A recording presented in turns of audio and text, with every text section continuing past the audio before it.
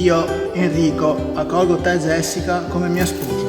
Con la grazia di Cristo prometto di esserti sempre fedele nella gioia e nel dolore, nella salute e nella malattia, e di amarti e onorarti tutti i giorni della mia vita. Io, Jessica, accolgo te Enrico come mio sposo. Con la grazia di Cristo prometto di esserti fedele sempre, nella gioia e nel dolore, nella salute e nella malattia, e di amarti e onorarti tutti i giorni della mia vita.